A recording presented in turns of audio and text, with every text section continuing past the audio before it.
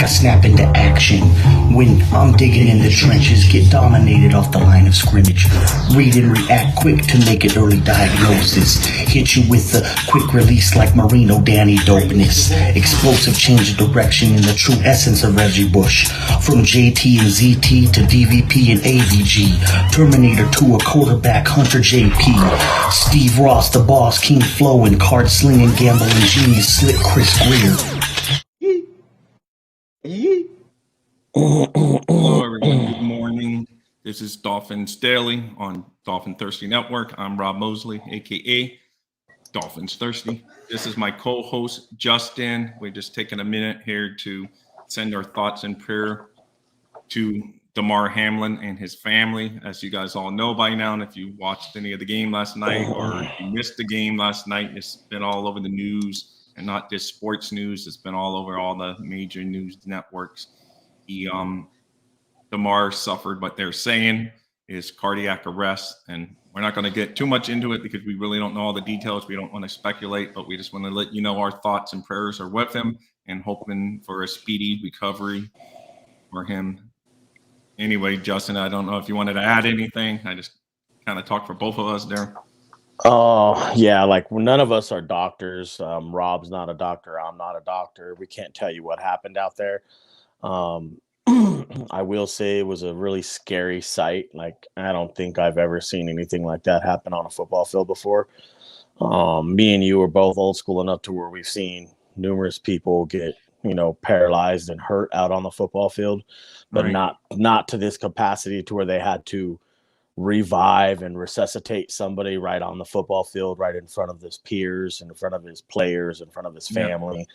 To make matters even worse, his mom happened to be at the game, so she had to come down out of the stands and go with him to the hospital. It's just a big mess right now. You could tell from the look on people's faces. Josh Allen, Joe Burrows, everybody's crying, and one of their brothers was hurt, so it kind of led me to, I feel for the kid, that I pray for him and his family, and I hope everybody's okay. Yeah. And to show that people do come together, I saw where his toy drive foundation, it went from he was asking for $2,500, and last time I checked this morning, they were over $3.6 million. So people do come together in times like this. No, they do.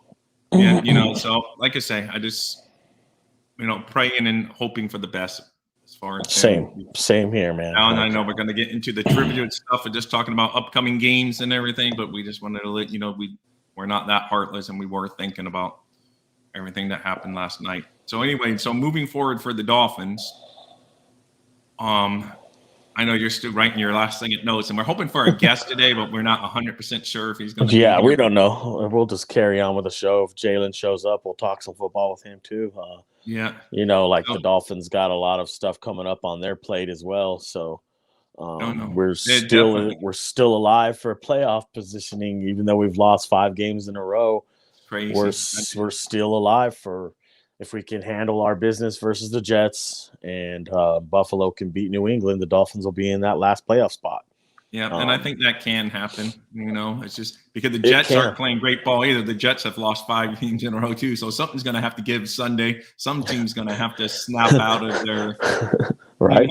Someone's got to snap out of it and get back to their winning ways, right? So hopefully it's the Dolphins, and And I see, because I'm not one to tell someone how to fan. They can criticize some players, or they can criticize a team. But the one thing I don't understand is why do I see some fans, I don't want to see the Dolphins make the playoffs. I don't want them back in. Listen, it's the playoffs. You only get there every so often if you're a Dolphin fan the past couple of decades. So let's take it and, see what happens. Maybe we get healthy. Maybe, some ball bounces our way. You never know. Let's just see. It's true, bro. Either it's at least one more week of Dolphins football, so I don't understand that perspective. I don't care if you want to be a Tua-on lover or a Tua hater. That's fine, because everything's everyone has opinions. But to not want your team in the playoffs, I would never understand that concept. I just don't. I think that they don't want to be there because they know what's going to happen to them once they do get there, and they don't know that. No one can tell the future. Of course not. We could turn it on. At least have the chance. I would rather at least get there. And yes, it stinks, but it's still better than having droughts of not being in the playoffs. It at least gives It players is.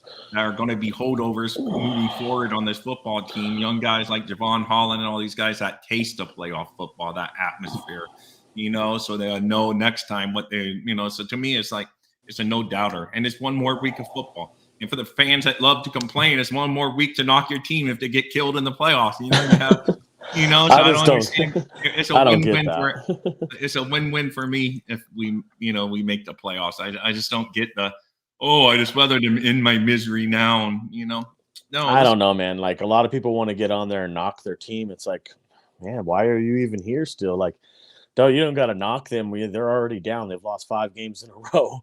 I'm pretty sure that they don't feel good about themselves. They don't need you piling it on, telling them how shitty they are.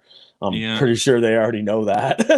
Yeah, I mean, so Tyreek Hill said they're like stuck in a mud puddle right now, basically, but that they got to get out of it and start winning. And then if they start winning again, and hey, look at our season so far, man. We won 3, lost 3, won 5, lost 5. So who knows if we get on a winning streak? Who knows, man? We could get on another. Win this game, we could get on another winning streak.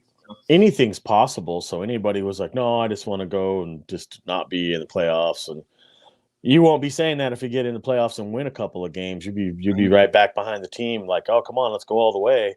So there's no reason not to just be behind your team right now and just be a fan. And we don't play for the football team, so it's okay to be a fan. Like you just said, I'm not going to tell anybody how to do it, but I think it's fair to give them a fair shake until the fat lady sings and you're officially eliminated. And I would say probably 95% of the fan base would want the Dolphins make the playoffs. But you get those Twitter talking people, and you see, like, I saw a few saying, "Oh, I'd rather not him." And there's my son. He plopped down. I've seen him. I'll be honest, man. Like, I like just kind of doing my thing, and like I might miss some breaking news, like when the Dolphins like drop a practice squad player or pick up a practice squad player, or what uniforms they're going to wear for the game. Like, I'm really not on Twitter right now, and I'll be honest with you, I'm glad I'm not, because it's like giving me a peace of mind to clear my, it's a fresh breath of air.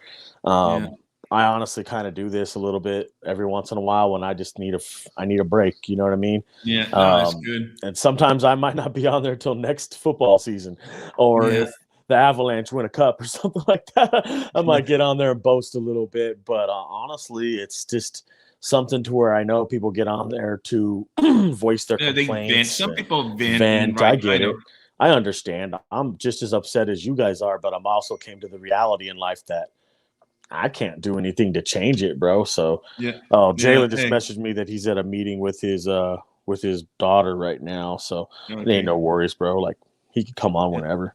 Yeah, sounds good. So anyway, this week against the Jets says they beat us in that first game. That was like our game, one of the games without Tua. And then Teddy Bridgewater started that game. He went out on the very basically first play because they decided that the NFL decided, he had, stumbled or whatever terminology they used to take him out for concussion protocol. So then Skylar Thompson, as it turns out, who may be the same, had to play the rest of basically the whole game for the Dolphins. So here we are again with Skylar Thompson looking like he's going to be the quarterback. Teddy's might be too. They didn't rule out Teddy, so we'll see as the week progresses. I think Skylar Thompson's going to get the start here. I'll be honest with you. It's not something that's ideal for us because honestly, we'd like to start the guy who has the veteran experience with Teddy, but he broke a finger. It's crazy as the game progressed, as Thompson was in there, it started really shaky for him, but I felt that he started to get a better feel for a little more confidence and a little more feel for the game as it continued to go on. So from a manager's perspective and a coach's perspective, I'm very curious to see how he comes into this game prepared. Is he ready to go? Does he look confident? Can the offense move with rhythm or with any rhythm at all? And how does he look on third downs? Does he make good decisions with the football? Blah, blah, blah. All that good stuff. We'll see where Hopefully he's he at. brings a little element that we haven't had a lot. Maybe he scrambles some, get defense a little more. That'd be the element I would want to see him use is his legs. That's what I'd like to see. Because they don't prepare for that when they facing the Dolphins quarterbacks. But if he all of a sudden took off a couple of times instead of trying to dump off someone, he sees a hole, just run for it. Yep, exactly. Him, because he's quick, and if you watch his college, he did well running the ball in college and stuff, so he can run. So we'll see what this week holds. Oh, are you frozen there? Oh no, you're there. So next week, like I said, I was for a minute. Yeah, it's all good. So I know we don't need the help, but I still want to get in there, progress forward, and see what we got as a team. See how this team plays. See how McDaniel handles a playoff game. That's what I'm going to see. This is all growing experience, because I know some people are just wanting to get to that. Oh, let's see who we're going to fire, because that's their mentality. They want to see what the Dolphins are going to do, who they're going to get rid of, and there's so many people that say McDaniel's gone. Then I don't think McDaniel's gone. I think he's going to stay. I mean, if the meltdown continues and we lose again and the total collapse becomes complete, I still don't think they're going to get rid of him unless we touched on it yesterday. Unless I was going to say we talked about this yesterday, man. Like, we can't do this. Like, I mean, I guess they could do whatever they want, but if you guys want to stay wash, rinsing, and repeating and keep doing your laundry for the rest of your fandom lives, I guess go ahead and fire the coach and everybody else, and we'll just keep restarting every 3 years, because that's what you guys like to do. But that's not what I want to do. No, I would think the majority, if we did a poll, I would think most people would probably say keep McDaniel, but like it's always a vocal minority that are the big mouths that get. So Twitter, of course, you get on there and everyone wants people fired if you read Twitter. But I think most fans would probably want McDaniel. He's shown enough to warrant a second year. Who's talking fire McDaniel on Twitter? Who's leading that campaign? No, I just someone. If you just go on there, there's people that's fire Joss Boyer, fire McDaniel, get rid of Tua, get rid of Greer. Just you got all your and some people are saying, oh, we're cursed as long as Ross owns the team. You get your people, your takes all over the place, and unfortunately, it's just the bottom line is that the Dolphins, have just been, mediocre for so many years. So I know that's why fans are just getting upset. So, they're just upset, and I understand it, but you can't just like you say, it's a definition of insanity, as they always express, and go, we do the same thing, expect different results. So, fire a coach and expect a new one to come in right away and start winning. It's tough. So it's really tough. I don't see us. I don't know, man. I don't know what they're gonna do, because every time I think I know what they're gonna do, they do the opposite. Yeah, I know. Like the last coaching regime they thought in here, honestly, I'll probably get canceled for saying this, but I really don't care. I would have offered the dude a 10-year contract to come in here and coach the Miami Dolphins, is because I liked his style. I liked the way he handled business. I don't like the way that him and Tua didn't get along. I don't like that part. I think that was the downfall for him. I think it could have been figured out, though, too. If Tua they could have set their differences aside and sat down in a room and they would have figured it out. I don't know how it all worked out, because I'm not part of that organization. I just know that you can't keep doing this. It's just dumb. We're still the laughing stocks of the NFL. We have been for the last 35 years. We're the laughing stocks. People laugh at us when you hear the words Miami Dolphins. Immediately, I start to giggle, because it's like, dude, we don't have anything. We don't have a rock to throw out a window. We have not a pot to piss in or a window to throw it out of. This is the whole definition. Let me put it to like this, okay? You can't win wars when you haven't swung swords. You see what I'm saying to you? Like, they haven't done anything, dude. And none of the people that are on that team really haven't done anything. Everyone, it's like Tyreek's got a Super Bowl, and a couple other guys on the defense have them too, but I don't really think that doesn't accumulate to a lot of overall team success for us. No, I know. It doesn't. But at least, like I said, we're rooting for him to win. That's the big difference. Some fans almost just. Some fans, like I say, most Dolphin fans are good, but some of those that I was talking about, they almost root for us to fail so they can say, oh, I was right. I told you this guy stunk and this guy stunk. But, what good does that do if we don't win? The bottom line is the whole reason you root for a team is to root for a team and to want to make the playoffs. So, yeah, the people who are like, oh, dude, sitting there praying for our downfall just so they could be right. I don't even know why they're fans of the football team. Who cares if you're right? Do you think the Dolphins are going to notice your keen talent and hire you? Yeah, right. I know, exactly. In your dreams, that'll happen. So I don't know, bro. Like, I honestly don't care to be right that much. I really don't. Right. Honestly, I would like to be wrong a little bit more. If you can understand what I'm saying by that. Like when I'm like, oh, Mike like Mike Gesicki, you suck. Go out there and prove to me that you don't suck and that you can block and that you can do this. Jerome Baker, you suck. Go out there and prove to me that you don't and that you can cover people and that you can do things. Then I won't talk like that. But you're not Zach Sealer. You're not Christian Wilkins. You're not Jalen Phillips. You're not Connor Williams. You're not Teron Armstead. Do you see what I'm saying here? Like, those are the guys I want to keep. I would build around some of the foundation of what we have. I think it's worth it. But some of the players, I just don't think they're worth it. Yeah. Well, man, that goes for any team across the league. So, I mean, we're in that same realm. We just got to find that magic potion that somehow start winning important games instead of losing important games. And you're hitting on it right there, bro. Like, and the magic potion was supposed to be Mike McDaniels. Yeah, because I mean, should we give up on it? Is it still the magic elixir? We don't know that, and that's why we have to decide yourself right now. If you're the owner of the team, am I going to take my lumps with this coaching staff right now, or am I just going to keep washing, rinsing, and repeating and hope that the level of insanity gets me somewhere? Yeah, I know. So I mean, like, the only reason I think they would make a change this year is if he has someone in the hand. He would go through the whole process of all the legal stuff he has to do, the minority rule, the Rooney rule, and all that, and then maybe. So if he fires someone just to fire him, and then we don't even have a backup plan, then that's just definitely what you said. That's just insanity. He's going all over at the same thing again. If you get rid of him and you bring in another rookie coach, you're just really crazy. So I say McDaniel, he survives this, even with a loss on Sunday.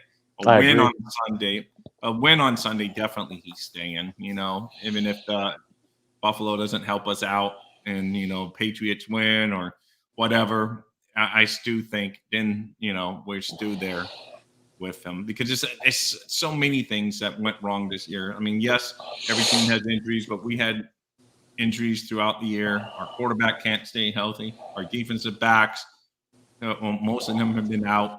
Xavier Howard's not playing up to the level he had been playing over the past few years. So there's a lot of reasons you can point to it more than just the coach. Yeah, did the coach have some part? Of course, he's a head coach, so he's going to take some of the blame, and rightfully so.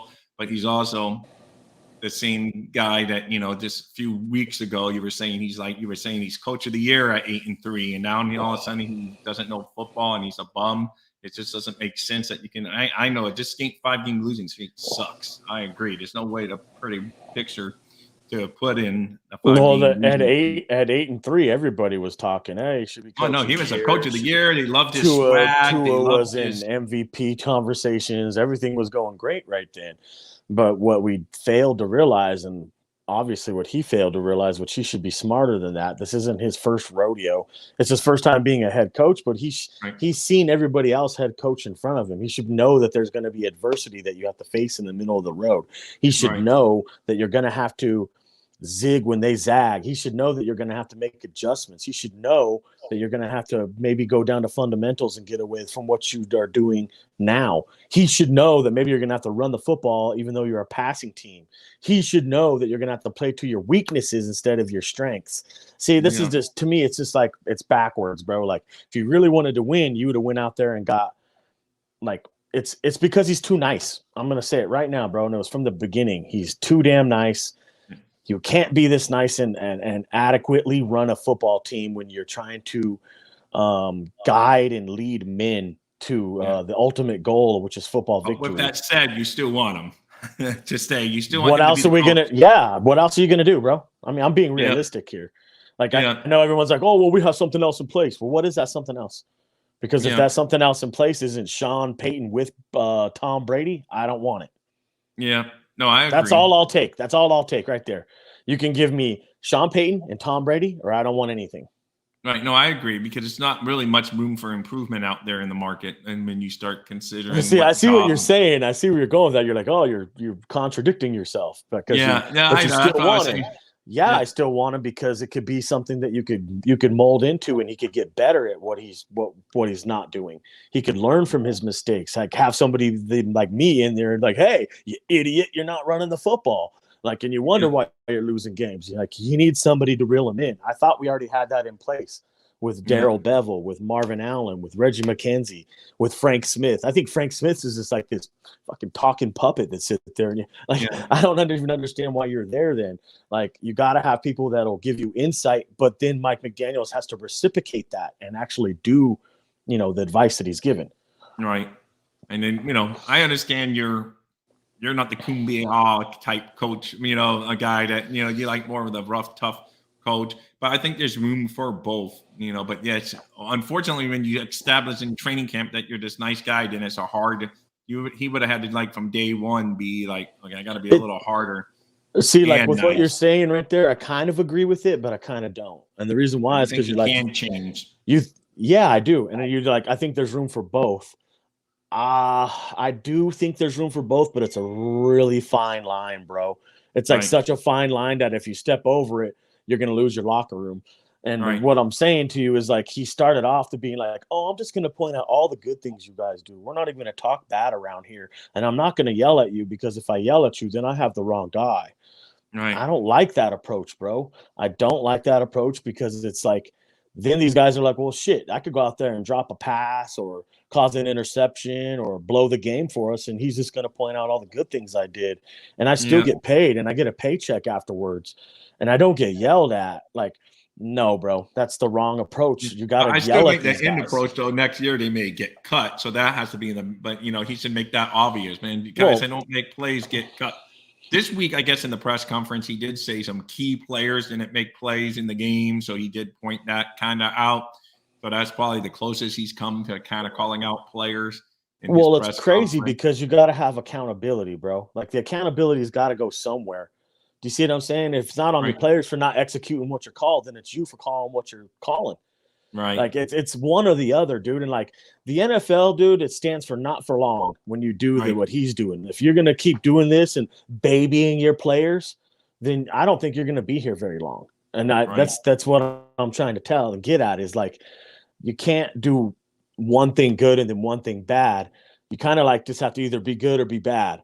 And like, I think he needs a little bit more of tough love in his coaching style. You can't just be like, hey, these are all the good things you're doing good, and we're only going to get good people in here, because you're going to always have someone who maybe quite don't mix as well, maybe quite don't align the way you like, or you don't get the most out of their game. You're always going to have that on your football team, no matter what. No, of course. I mean, of course, because you're dealing, at the end of the day, you're dealing with humans, a whole bunch of different personalities, a whole bunch of different people coming together, different backgrounds, different ways to talk to people. So that's why it says it's good to have a good mix on a coaching staff. I think have your younger coaches that can relate with the younger players better, but also have that old school coach that knows how to whip things into.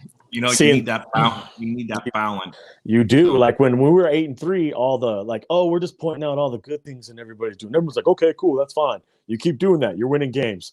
But when the stuff starts to go downhill, who the hell was that dude to bring them all right back into shape and be like, hey, you guys aren't doing this right. I guess you gotta hope that your captains do it, but I don't know if our captains are stepping up because players listen to players better. A whole bunch of times I've heard that.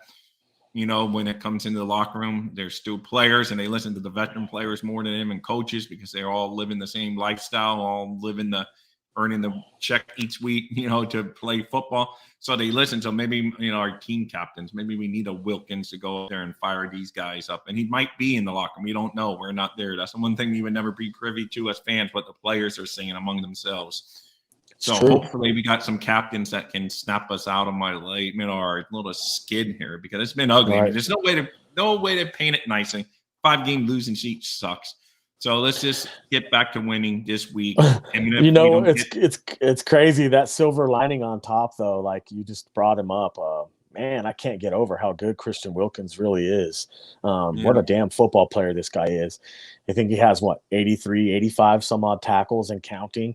Those are linebacker numbers, you guys. Those are linebacker numbers coming from a 3-down lineman. You know what I'm saying? From I honestly am blown away by this guy. He's so good. We need to ink him up right now. You lose player like that, you're going to go backwards.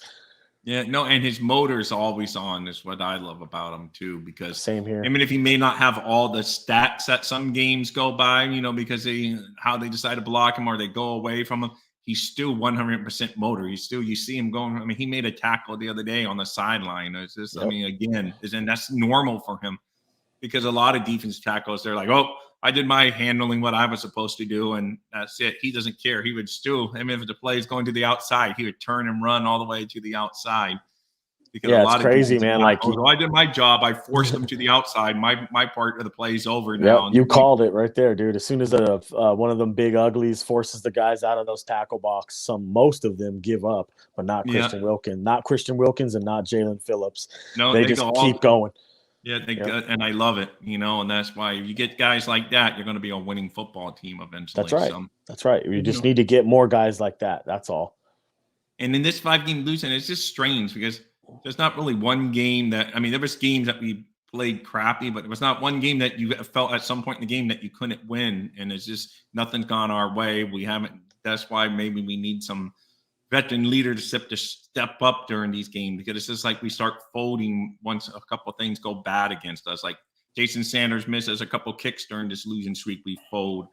It's just a couple of turnovers. We fumbled the ball against the Packers when we had full control of the game. We never, after that, the game is over. So we need somewhere to just like, we can't just, because momentum works for you, but it can work against you. And when it's working against us, we don't know how to stop that momentum going and get the momentum back going for us, Well, your coach is trying to do that by being aggressive and getting like all those, calling for fourth downs in his own zone and trying to regain what we had. But what I'm getting at is the team plays just like its leader. Who's the leader of the Miami Dolphins? Mike McDaniels. Right. What's your team playing like right now? A complacent rookie head coach and a complacent rookie team. The Dolphins are too complacent. They get complacent. They're like, oh, we got a lead. Oh, cool. We can just let these guys run for 500 yards on us. And they lay down, bro. How many times have you seen it happen this season where the defense just lays down? They're like, oh, well, we're beat. We even have a chance to win the game, and they still just go out there and lay down. Well, the offense goes out there and lays an egg, and it's the same thing on the offense. You can't move the ball. It's something because, like I said, we got depleted secondary, but we still got a lot of good quality players on defense, and you think we'd be a little bit better. So I don't know if it's scheme. Man, it's crazy. The Patriots got a depleted secondary too, and they lead the league in interceptions. So I know it's not an excuse. No excuse. Oh no, it's not an excuse. But I'm just trying to figure out why our defense is not playing up to the level. Coaching. A lot of things that start mixing together right now. Like we have too many rookie players callers in the same area. Like Josh Boyer is a rookie defensive coach, play calling as well. We need veteran, consistent play calling and a veteran head coach and somebody who needs to, to grow up a little bit. Yeah, you just touched on the name that if this collapse, we finalize a collapse and we lose on Sunday, and there's going to be a scapegoat, and I'm afraid that Josh Boyer might be the scapegoat. If it's not McDaniel, because that's up to the owner, but if Ross tells him, you better do something. We got to do something for optics. You got to fire somebody. I think Josh Boyer or the special teams crowd, one of those guys might be gone. I don't know. I think both of them should be on the hot seat right now, especially the special teams coach. I think he's as good as gone. Yeah. So I know, and I'm not even talking about because he can't control Sanders missing kicks. I'm talking about the coverage because the coverage is terrible. It's been the worst coverage all season long in the NFL. They have shitty kick coverage. It's literally the other team is starting at the 32-yard line every kick. You're allowing like 10, 15 yards every punt return. Yeah. That's flipping the field. It's flipping the field as we're trying to. We're over here battling, can't play good defense because we don't have our players in there because we're so hurt. And the special teams is over here flip-flopping the field for you, so you're in bad positions almost every time you go out there. And then the offense ain't doing you no justice either because it can't sustain drives. No, and it can't finish them in points. Because when we do finish in points, it's normally a quick drive. We had that one against New England that we had the long sustained drive. But most of the time, Miami's a quick scoring offense. So I mean, the defense thinks, oh, they got to put right back on the field because we scored within a couple of minutes. Right. You could the last game, you could see that he's actually trying to get it together. He the time of possession was lopsided towards the Dolphins Yeah, the side of the last two football. games, believe it or not, we've controlled the ball, but we just don't have victories to back us up. So it's weird because we've been saying, oh my God, we just never have the ball. We never have the ball. But almost Coach since said, the Buffalo game, we flipped the script on that, and it's Yep. just, but yet we're not taking advantage of using the ball. We're either bogging down on the drive, turning the ball over, or, just not getting, touchdowns when we need to. Yeah, the It's just coach weird. touched on that same thing, is that they're all kind of playing as good as they they're playing a decent game, but they're just not coming out on the side of victory right now. The ball's not bouncing our way. Football does have a little bit of luck to go with it, but the Dolphins aren't doing themselves any help. I mean, dropped passes, untimely penalties, terrible kick coverage, bad calls, and times where you need a really good one to be dialed up. I've seen a couple of calls that he had that were really nice. That reverse he had to, I think it was Jeff Wilson down near the goal Oh, yeah, I line, like that play. he gave the run action to the left-hand side, and then they had the sweep action going off the back of him, and he pitched it to him. That's the kind of stuff I'm looking for. I need more of that, and I only seen it a couple times, and like you got to get more inventive. You have to get creative, and you can't be scared to make a call. I don't think he's scared to make a call. I don't think that's his problem. No, that's for sure. He's definitely not. You've already pointed that out. He would go for it on fourth down when you don't want him to. In his own zone. And what that should tell you is that he believes in his players, bro. He really does believe in his players that much, because if he didn't, he would never go for it. 4th and 1, 4th and 2 in his own territory. It would just never happen. No, he does. He believes, and I think that helps the players get pumped up because they see they got a coach that believes in them. So that's why I say I don't think he's lost the locker room. I don't think it's just, his inexperience might hurt sometimes, and it's just. You're hitting on it right there, bro. Everything you just said, I agree with 1,000%. It's his inexperience in these moments that actually is kind of costing us right now. He has never been here before, so he doesn't know what to do. So we just need to take the lumps and let him work through it. I think we should actually just not be so hard on ourselves and on the team. Look at Nathaniel Hackett. Nathaniel Hackett came from Green Bay, was a rookie head coach and a rookie play caller, and that went to crap real quick, and they fired him. I could see it around here watching Bronco games right off the bat. I was like, oh, this dude is way in over his head. He doesn't know what he's doing. It's going to be over quick. Right. I can't say that here in Miami. I think he's had a good string of luck and worked with things that he has on his roster that, let's remember, these are not hand-picked players by Mike McDaniel. He's working with what he had that was from another roster. This is leftover stuff he's working off of from Flo's roster. This isn't his picks. The only picks you could consider his picks are Channing Tindall, Skylar Thompson, Eric Izukama, and the Cameron Good kid that's on the other side who hasn't got no playing time. Right. Those are his picks for this year. And you can say maybe Mozart and Wilson, like he had those a say. Craycraft, all those guys those are his picks for sure. Those are players he brought. I know what you mean through the draft, but so he does have some guys on there that Well, what I'm getting at is, like, think about this. In year 3, we're going to look a lot different than we look in year 1. I'm hoping by year 3, if this is a big if right now, the Dolphins fan base, the Dolphins owner, the Dolphins brass can hang through the lumps of what we're dealing with right now, and you can look around all of that and look to the future, you might have something. But if you're going to keep doing what you're doing, I don't think it's going to go good for us. No, I agree, because you just can't keep on starting over every couple of years, and then you got that first year excuse every year, like, oh, it's his first year, so then we're going to be hearing that forever. So, well, we're using that right now. I know we're using that excuse, but the thing is, if we fire him, then whoever we bring in next year, I mean, if an experienced coach, say it's the golden boy everyone wants, Sean Payton, we're still going to say, well, if it doesn't go right, everyone's going to be saying, no, it's his first year. When the players got to get used to his system and all of that. Because does Sean Payton come with Tom Brady? That's the only question I have for you. I know. That's the thing. That's why we always want to put all these coaches, making them look great. But he had freaking, Drew Brees all these years to make him look. So what if you do? Let's say, for an example, that we did fire Mike McDaniels on the Black Monday or whatever everyone likes to call it. Say we fire him. Say we fire him. Say we fire Greer. Say we fire everybody, and they trade to whatever they do, right? And we end up with what everybody was talking about: Sean Payton and Tom Brady. Oh, the expectations are through the roof. What's one of the first moves you think would happen? What do you mean? If Player wise, roster wise, like what's one of the first things you think would happen if we got those two? Oh, I don't even know. I do. What do you think? First thing you would do is you'd have the offensive line built like the Great Wall of China in front of you. Of course. Okay, that's the first thing. And you would think Teron Armstead would be this like one. He'd be the backup left tackle. You'd go out there and trade yourself for a stud left tackle right now, like Garrett Bowles, someone who's is going to be there and going to block. You would go trade for the best left guard you could, like Quinn Nelson that's on the market coming up. You'd go get a legit center. I'm not saying Connor Williams isn't great. He's great, played great down there. But then you could move and mix around everything else that you have. You go get a legit starting right. Brady, I mean, that goes with, you're right. That goes without saying if you're saying you're going to get a wall if you did. His whole career, he's been protected, so he's not gonna, he needs to continue to, especially now. But that's just anyway, living in dream more. To me, next year we're still gonna have McDaniel.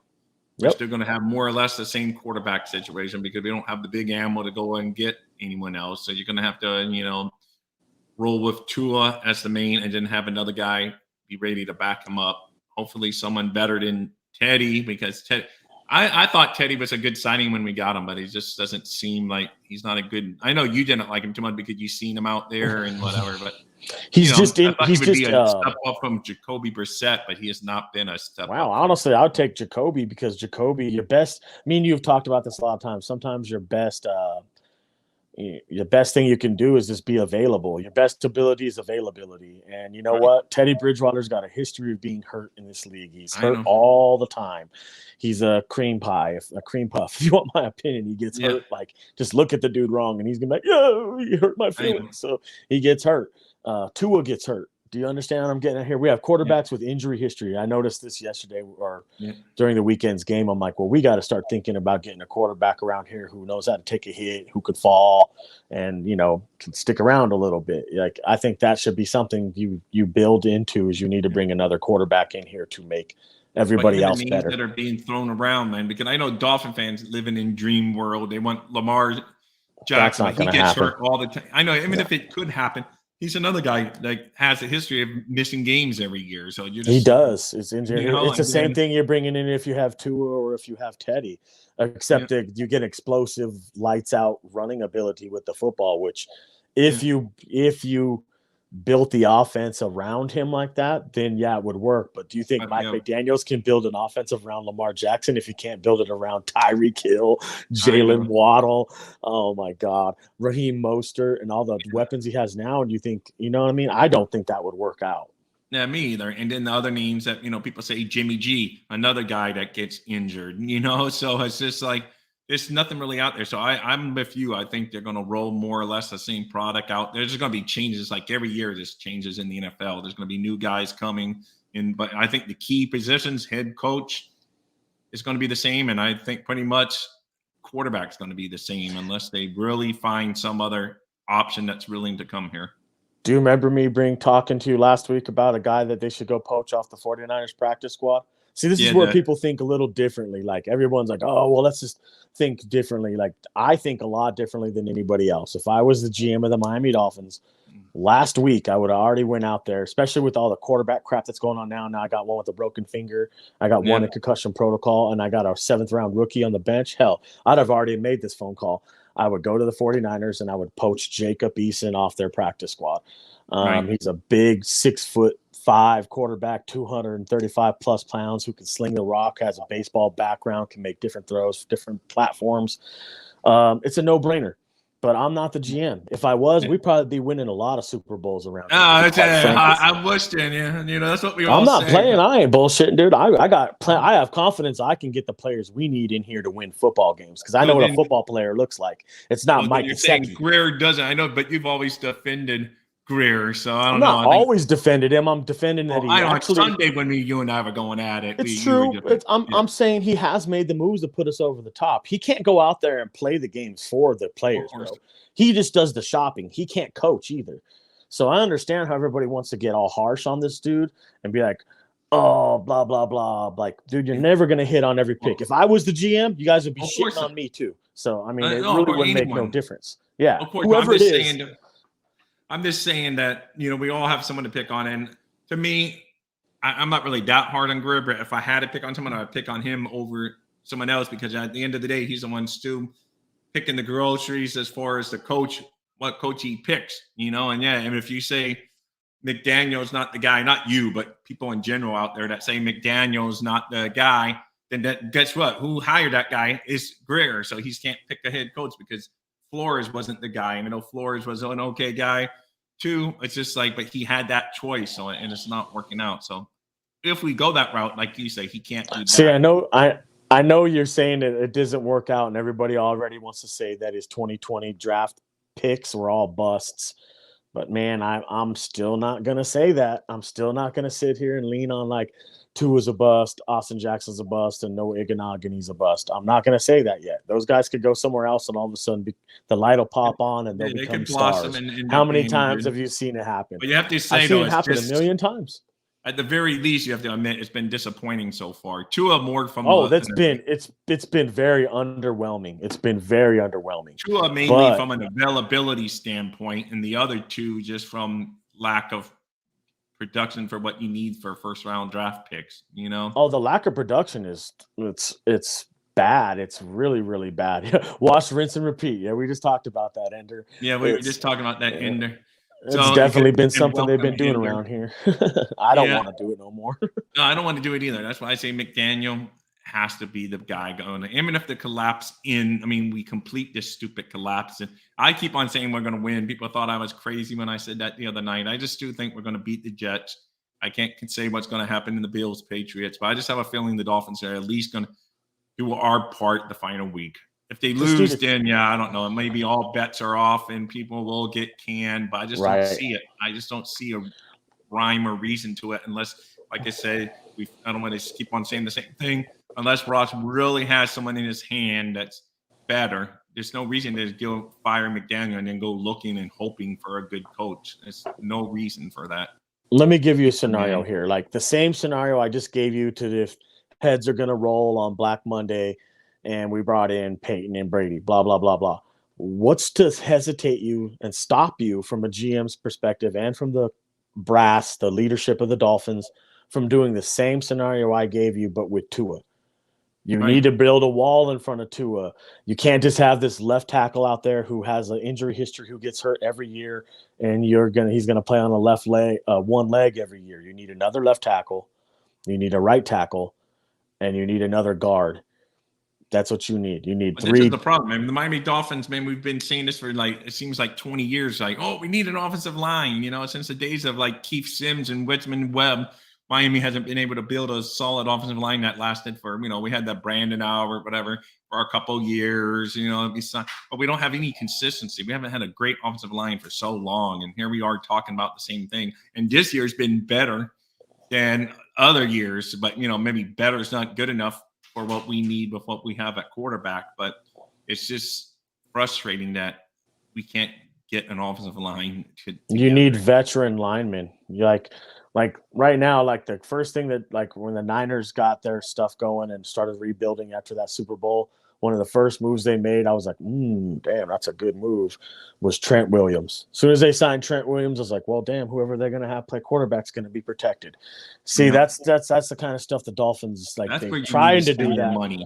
You got to spend it on the line, bro. Like if they would have went and got Trent Williams, we wouldn't even be having this conversation right now. I'd be like, we're good. We got Trent Williams. But we have Teron Armstead, who gets hurt all the time. Trent Williams gets hurt too, but Trent Williams, in my opinion, is the best offensive lineman in the NFL is Trent Williams. You need the best. If you want to be the best, sometimes you got to put the best in front of that. Just think about if you went and got an offensive lineman that's like really good, real good, like the Cowboys, like the Patriots of the past, and you put Tua behind that with a running game. I think you're going to win a lot of football games now. Yeah, I know, but that's it. If we've just been saying that for over and over, that's like Joe Rose's biggest pet peeve. He says, "Why can we not just get an offensive line?"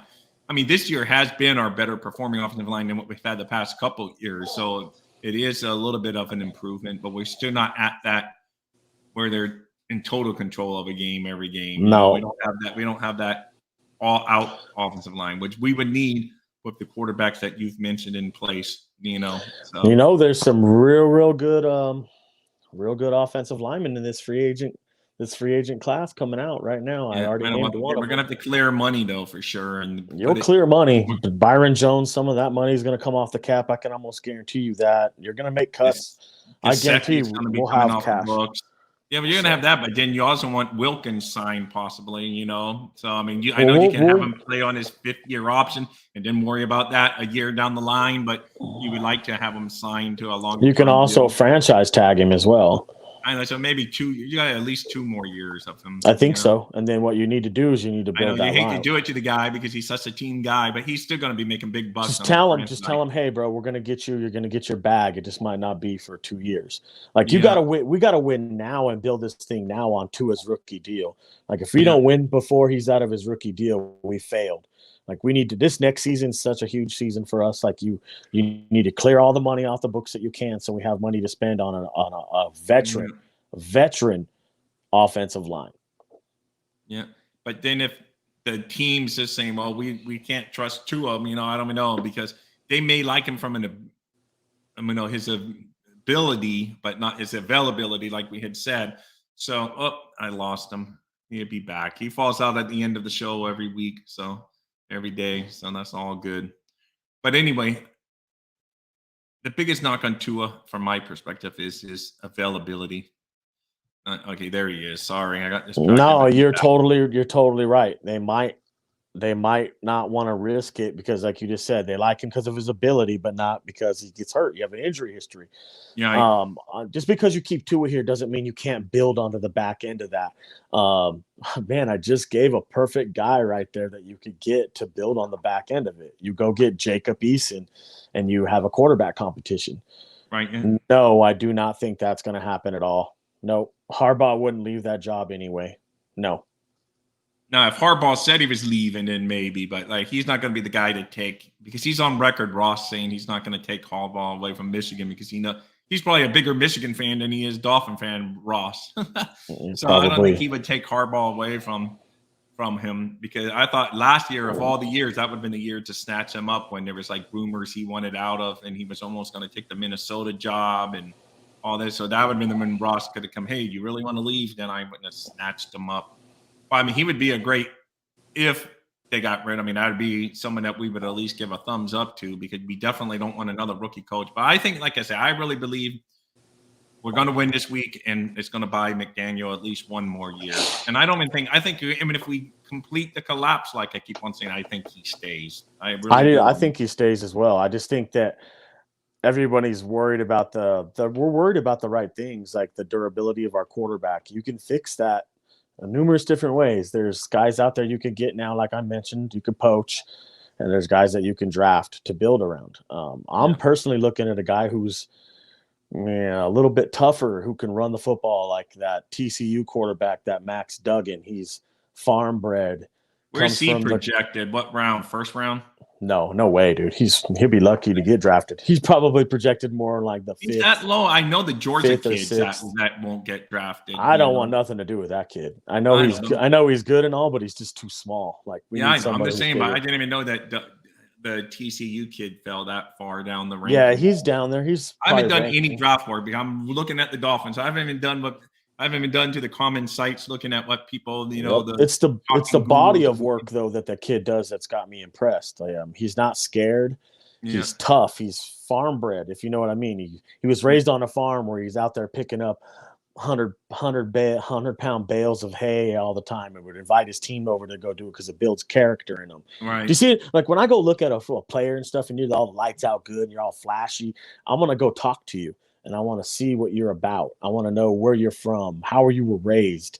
Yeah. I'm trying to get to learn the character of you before I'm going to put you on my football team. And the reason why is because quarterback. Yeah, I'm trying to draft guys like that Max Duggan. He's farm bred. He comes from a tight knit community where everybody cares about each other. He's tough. He's not scared. He's tough as nails. He'll run through a wall for you. He can run the football a little bit. He's a little bigger. Looking to draft. We both agree is that we definitely need even if Tua's going into next year still with the Miami Dolphins, you need competition for him this year for sure. Going into camp, you do legitimate where he really worries about winning his job, and it's just not handed. Yeah, absolutely. And then if he does get injured, you got a guy that you know is going to step up and be able to ball too. You know, so. It stinks because it's crazy because what I'm describing to you, it sounds like I'm looking for the next Josh Allen. Well, I am. I'm looking for someone who can throw in the wind, someone who can play in the cold, someone who can run the football on third downs, is not scared. Like all those things I just named to you is what Max Duggan does. He might not be fully matured yet, and his game might not be fully there yet. But can you imagine when it does get there, what you'll have? Like he's only like 215 pounds now, but he can get bigger. He could add on another 15 pounds, 20 pounds. Why not?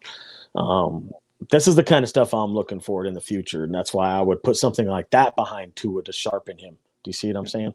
Right.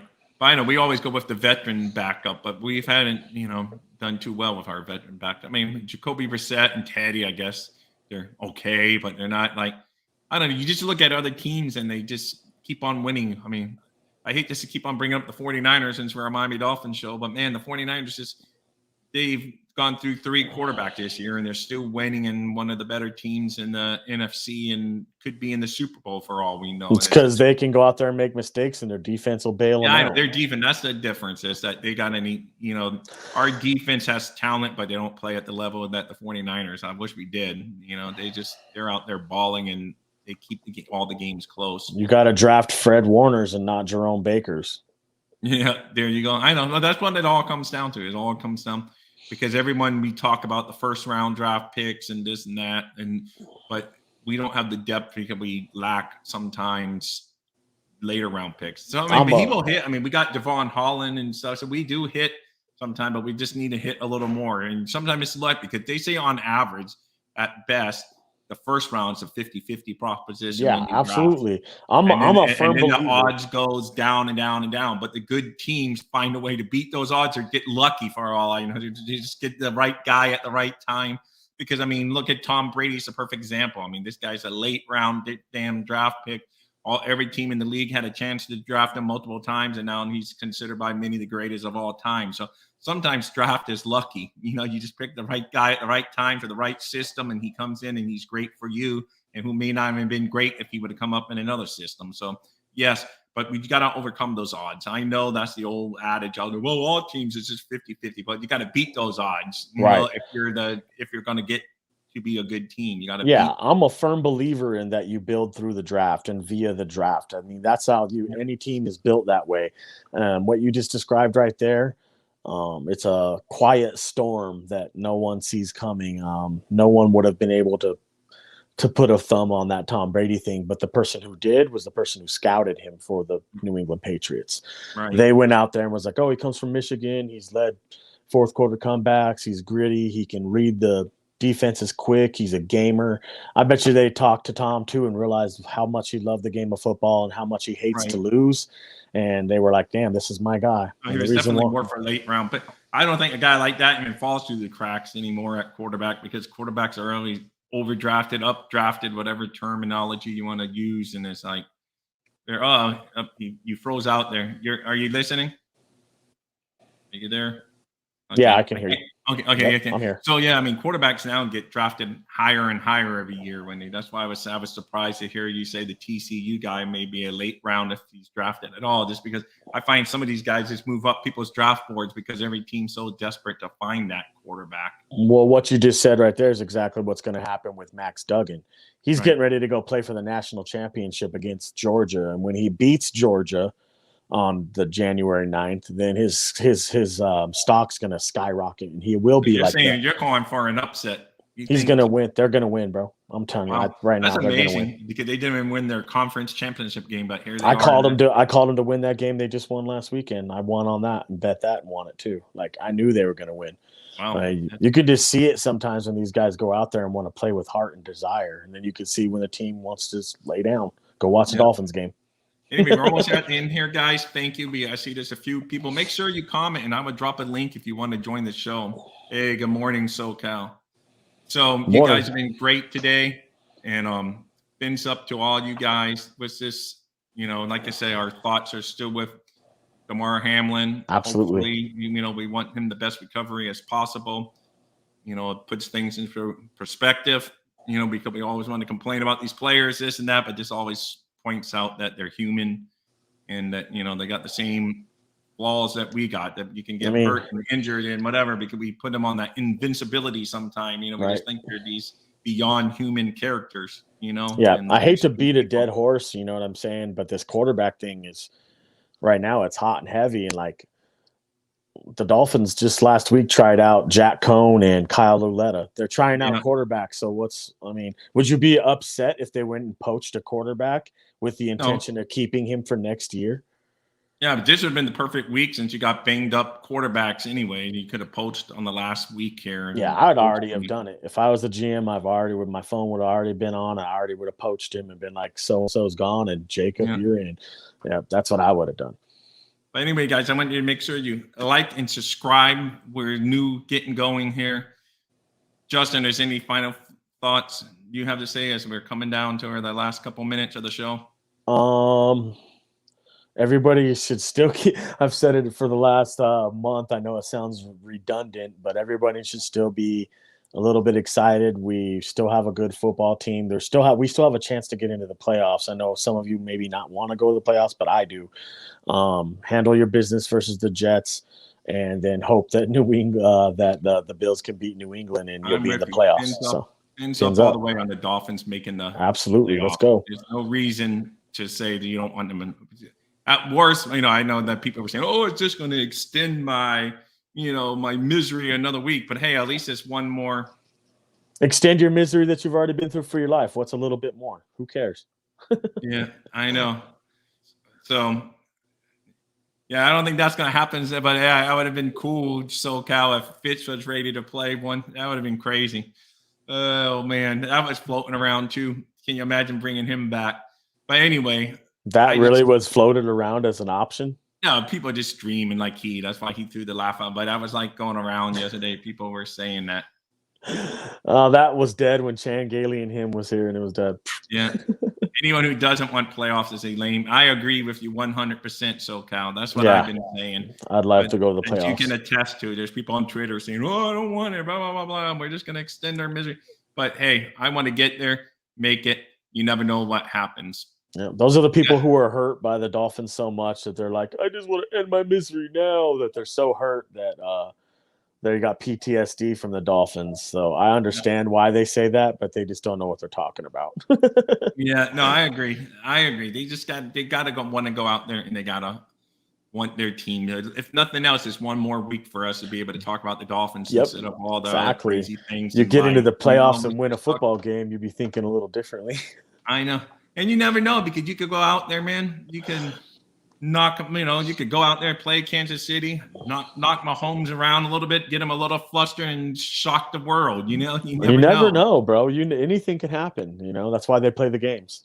Yeah, I know. So that's why I'm saying, why not at least get there and at least give our players that will be here in the next few years still that taste of playoff football. So then when they do get there, when we really got chances to advance deep, they would have that already knowledge that, this is what it takes. We got to even, because there's a preseason where everyone's joking, then the regular season where it steps up, but in this playoffs, it's even an extra level of intensity and you give your players that taste, that feel of, what it's like to play in a playoff, because so many of the Dolphins, it's some of our best player. I mean, poor Christian Wilkins hasn't even smelled a playoff game. You know what? I'm going to say for all the Dolphins fans out there, protect your energy, protect your feelings. You know what? From the beginning of the year, don't buy hype, buy results. Yeah. When you see results, you can get hyped up on the results. We were all kind of buying the results. We were 8-3 at one time. We've lost 5 games in a row now. Yeah. We were buying the results right there. You know what I'm saying? Like, don't fall for the hype and you won't get hurt. You know what I'm saying? I agree. So that's a good way to end it. Thank you, guys. Thank you, SoCal. Thank you, Ender, and all you guys that commented today. Fins up. See you guys tomorrow. And yes, as SoCal said, make sure you root for the Dolphins to make the playoffs. That's why we're make sure you do that. Yeah, make sure you do that. All right, guys. Have a good one.